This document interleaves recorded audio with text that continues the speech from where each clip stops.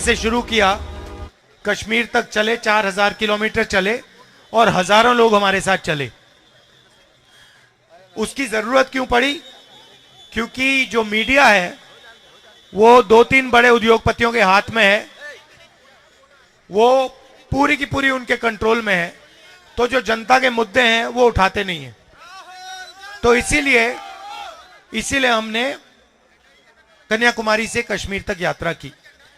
जब हम उस यात्रा पे थे, बहुत सारे लोग हमारे पास आए, कहते हैं देखिए आप कन्याकुमारी से कश्मीर तो चल लिए, मगर बाकी स्टेट्स का क्या होगा? बंगाल, झारखंड, छत्तीसगढ़, नॉर्थ ईस्ट के जो प्रदेश हैं, गुजरात, इनका क्या होगा? तो आपको दूसरी यात्रा करनी चाहिए। तो इसलिए हमने मणिपुर से महाराष्ट्र दूसरी यात्रा शुरू की। इसमें हमने न्याय शब्द जोड़ दिया। अब न्याय क्यों जोड़ा? क्योंकि इस देश में जो नफरत फैल रही है उसका कारण अन्याय है। किस प्रकार का अन्याय? आर्थिक अन्याय, सामाजिक अन्याय, किसानों के खिलाफ अन्याय, युवाओं के खिलाफ अन्याय। देश में 40 साल से सबसे ज्यादा बेरोजगारी आज है। भैया इस बाजे को ऑफ करिए। 40 साल से सबसे ज्यादा बेरोजगारी आज है। आपको मालूम है कि हिंदुस्तान में पाकिस्तान से दुगनी बेरोजगारी है। यहां पे 23% है युवाओं की, वहां पे 12% है।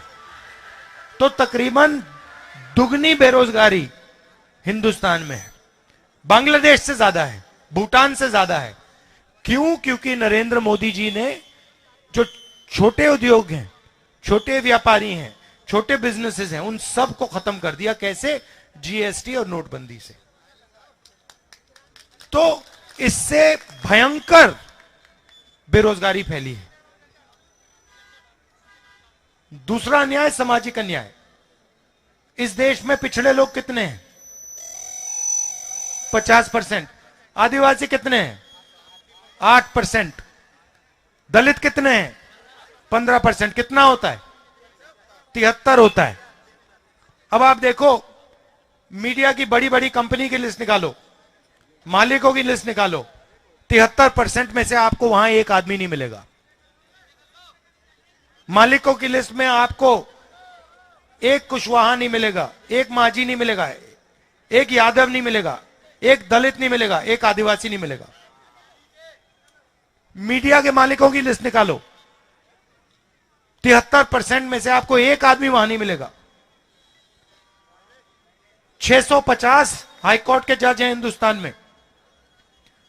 73% आबादी के पास 100 हैं।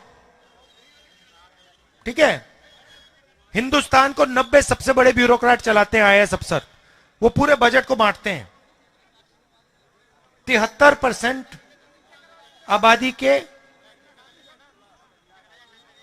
3 ओबीसी, 3 दलित और 1 आदिवासी। और अगर आप बजट को देखें तो 6% बजट ये लोग देखते हैं।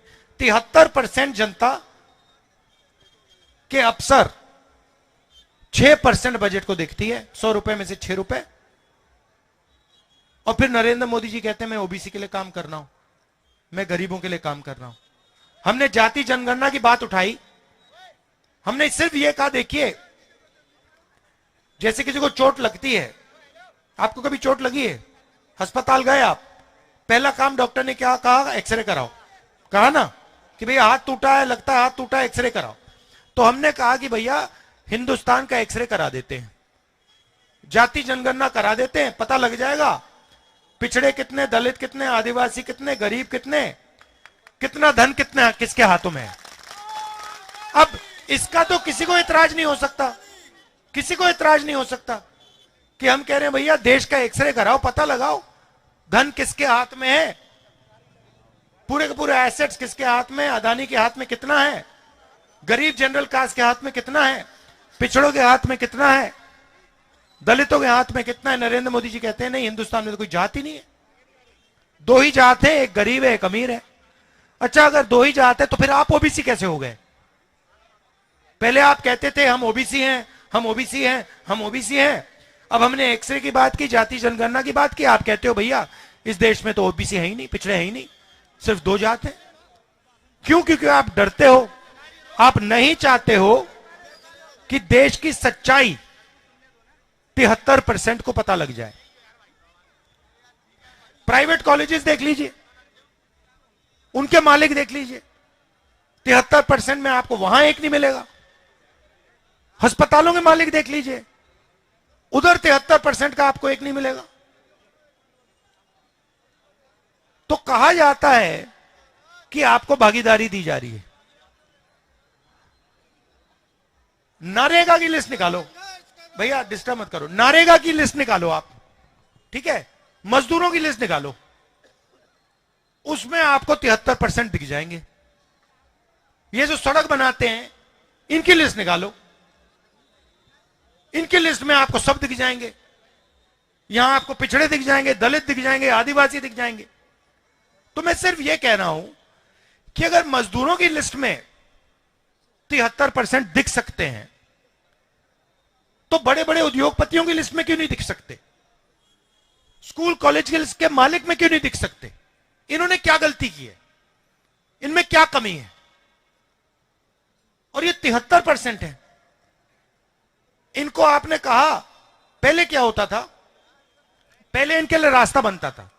कैसे बनता था? पब्लिक सेक्टर हुआ करता था। आपको याद होगा BHEL, HEL ये सब कंपनियां थी, सरकारी नौकरियां लगती थी, इसमें इन लोगों का रास्ता बन जाता था। अब क्या कर रहे हैं? पूरा का पूरा प्राइवेटाइज कर रहे हैं। HL के जो कॉन्ट्रैक्ट्स है वो अदानी जी को दे रहे हैं। अग्निवीर योजना लागू कर दी। पहले युवा ट्रेनिंग करते थे, सुबह उठते थे, सेना में जाते थे, पेंशन मिलती थी, गांव में इज्जत मिलती थी, कैंटीन मिलती थी, शहीद हो जाता था, शहीद का दर्जा मिलता था, रिस्पेक्ट मिलती थी, आदर मिलता था। सब लोग कहते थे देखिए ये जवान था, ये शहीद हुआ, इसने अपने देश के लिए अपनी जान दी। अब अग्निवीरों को शहीद का दर्जा नहीं दे रहे, कैंटीन नहीं दे रहे, पेंशन नहीं दे रहे। तो 2 लड़कों को एक साथ खड़ा कर रहे हैं।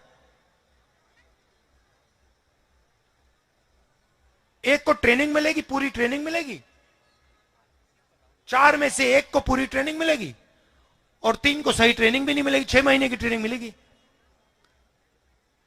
अगर वो शहीद हो गया, अग्निवीर शहीद हो गया, उससे कहेंगे भैया, उसके परिवार से कहेंगे देखिए तो शहीद ही नहीं है, वो है शहीद, वो जो अग्निवीर नहीं है वो है शहीद। ये अग्निवीर तो शहीद ही नहीं हुआ, इसको ना हम कैंटीन देंगे ना इसको पेंशन देंगे। तो ये सारे के सारे रास्ते एक के बाद एक 73% के लिए बंद किए जा रहे हैं। तो यही मैं आपके सामने रखना चाह रहा हूं। मेरे मुताबिक यह अन्याय है आपके खिलाफ, इसलिए मैं आपके सामने यह बात रख रहा हूं कि अगर हमें देश को मजबूत करना है तो 73% जो आबादी है उनको कहीं ना कहीं तो रास्ता मिलना चाहिए। ठीक है, शायद मान लीजिए आप कहें कि भैया नहीं, राहुल गांधी गलत बोल रहा है, हमें हिंदुस्तान की सबसे बड़ी कंपनियों के मालिक नहीं बनना। पता नहीं आपको लगे, आप शायद ये सोचो, फिर आपको नहीं भैया हमें मीडिया के मालिकों की लिस्ट में हमें नहीं चाहिए, तो फिर होगा क्या? मैं बताता हूं आपको। आपका क्या मीडिया में कोई भी मुद्दा उठता है? कभी आपने देखा मीडिया में, कभी आपने देखा कि भाई किसानों की बात हो रही है, मजदूरों की बात हो रही है? कभी आपने देखा? क्यों नहीं? कभी आपने अपने आप से पूछा कि भाई मीडिया में हमारे बारे में बात क्यों नहीं करते? कभी पूछा आपने अपने आप से? आपका उसमें कोई आदमी है ही नहीं। आप रिपोर्टर है भैया, आपकी क्या चलती, कहां चलती है? नहीं नहीं, आप बीबीसी में काम करें मगर आपकी थोड़ी चलती है। आप रिपोर्टर हैं छोटे से, आप मालिक थोड़ी हो। आपका नाम क्या है? हाँ, रवि। आप रावी, हाँ, आप मुझे बताओ, आपने बीबीसी में अग्निवीरों की बात की? अच्छा, और बीबीसी अदानी की कंपनी है क्या? किसकी है?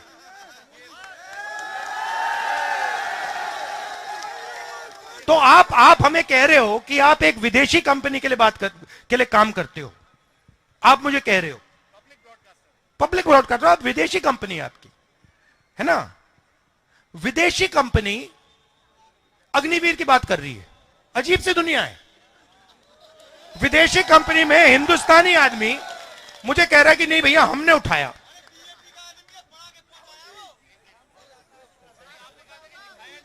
नहीं नहीं नहीं, आप विदेशी कंपनी, हाँ करता है बीजेपी का। ये बीजेपी का कार्यकर्ता नहीं होगा ये। नहीं, मगर मेरा कहना है, देखिए मजे की बात देखिए, मजे की बात देखिए, विदेशी कंपनी बीबीसी अग्निवीर का मुद्दा उठा रही है, मगर हिंदुस्तान की कोई भी मीडिया की कंपनी अग्निवीर का मुद्दा नहीं उठा रही। क्यों? क्योंकि हिंदुस्तान की कंपनियां अदानी जी जैसे 2-3 उद्योगपति के हाथ में है। तो मेरा कहना है कि आपकी बात, आपकी आवाज मीडिया में नहीं उठाई जाती। ठीक है, अब बात करते हैं लीगल सिस्टम की, कोर्ट की। ठीक है, 650 हाईकोर्ट के जज हैं, उसमें 73%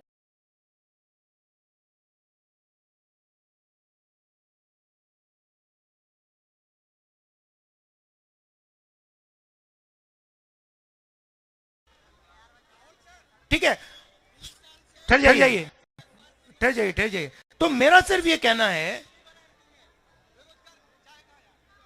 मेरा सिर्फ ये कहना है कि अगर आप लोग मजदूरों की लिस्ट में हो सकते हो, नारेगा की लिस्ट में हो सकते हो, तो आपको मीडिया वालों की लिस्ट में भी होना चाहिए, आपको बड़ी बड़ी कंपनियों की लिस्ट में होना चाहिए।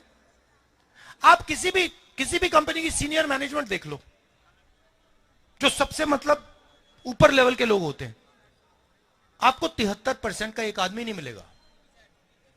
मैं सिस्टम को जानता हूं, मैंने अंदर से देखा है, मैं आपको अंदर की बात बता रहा हूं। शायद आपको, जहां आप बैठे हो, शायद आपको दिखे भी ना। तो मेरा कहना है थोड़ी सी जागरूकता होनी चाहिए। क्यों? नुकसान किसका हो रहा है? नुकसान आपका हो रहा है, आपको पता भी नहीं लग रहा शायद कितना भयंकर नुकसान आपका हो रहा है। देश का नुकसान हो रहा है। आप कौन हो? आप देश हो। अगर आप 73% हो तो आप देश के 73% हो, और क्या? अब क्या होता है, बीजेपी के लोग कहते हैं भारत माता की जय। सुना होगा आपने, भारत माता की जय, है ना? तो ये भारत माता है क्या? आप ही हो ना? तो अगर मैं कह रहा हूं कि भैया अगर आप भारत माता की जय कर रहे हो तो 73% की जय क्यों नहीं कर रहे हो? 73% की जय करो ना। आप कहते हो भारत माता की जय, ठीक है, बहुत अच्छी बात है, मैं भी कहता हूं भारत माता की जय। तो ये जो 73% लोग हैं, ये जो भारत माता के 73% है, इनको भी कुछ दे दो। तो बस मैं यही कह रहा हूं, और इसलिए हमने भारत जोड़ो यात्रा में न्याय जोड़ दिया। अब किसानों के बारे में बोलता हूं। किसानों की लिस्ट निकालो, उसमें सीधा आपको दिखेगा कि 73% किसानों के दलित, आदिवासी, पिछड़े वर्ग के लोग होंगे, और उसमें थोड़े से जनरल कास्ट के गरीब लोग होंगे, अगर आपने लिस्ट निकाली। अब जो 200 सबसे बड़े अरबपति हैं, पिछले 10 साल में बीजेपी की सरकार ने 16 लाख करोड़ रुपए उनका माफ किया है।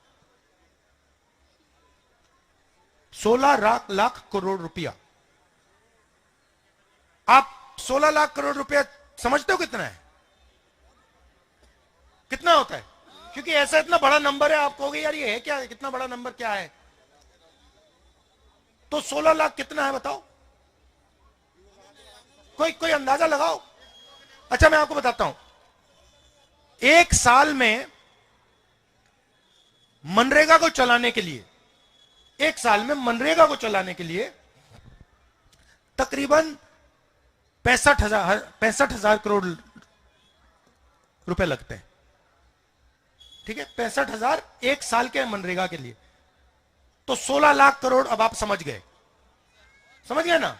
मतलब 20 साल का नरेगा का पैसा, राइट? अब 16 लाख करोड़ रुपए नरेंद्र मोदी जी ने दे दिया। अब कर्जा माफ करके दिया, मतलब इन उद्योगपतियों ने कर्जा लिया था किससे? सरकारी बैंक से। पैसा कहां से आया? पैसा कहां से आया? नहीं, जीएसटी से, आपके जेब से। तो ये पैसा किसका है? आपका है। जब आपने ये जैकेट खरीदा, आपने 18% जीएसटी दी। अदानी यही जैकेट खरीदेगा, वो भी 18% देगा। जितनी आप दोगे उतनी वो देता है।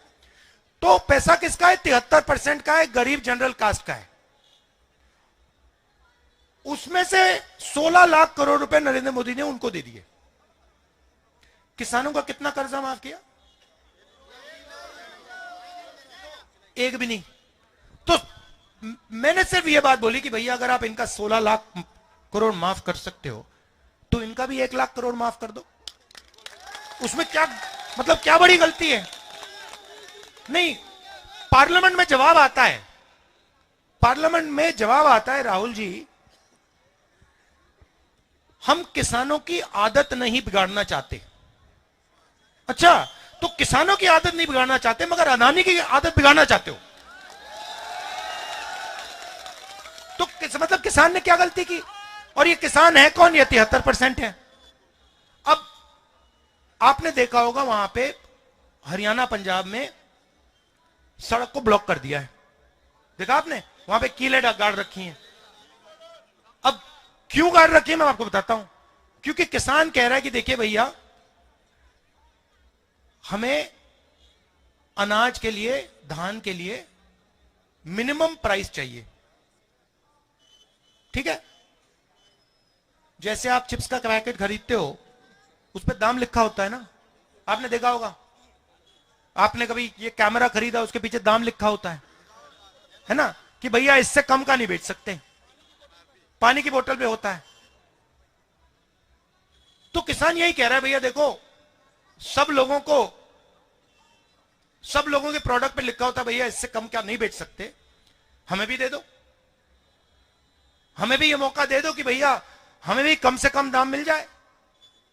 नरेंद्र मोदी कहते नहीं देंगे, नहीं देंगे हम तुम्हें। अब मतलब क्या गलती है उसकी? वो 24 घंटा वहां काम कर रहा है, खून दे रहा है, पसीना दे रहा है, एक प्रकार से तपस्या कर रहा है, देश के लिए तपस्या कर रहा है। और आप उसको कह रहे हो नहीं भैया, जो चिप्स बनाता है उसको हम सही दाम दिलवाएंगे, जो कोका कोला बेचता है उसको सही दाम दिलवाएंगे, जो फोन बेचता है उसको सही दाम दिलवाएंगे, मगर जो देश की नींव है उसको हम सही दाम नहीं देंगे। क्यों? मगर ये मुद्दे जो है ना, ये आपको मीडिया में नहीं दिखेंगे। आप देख लेना, ये बीबीसी वाले चले गए।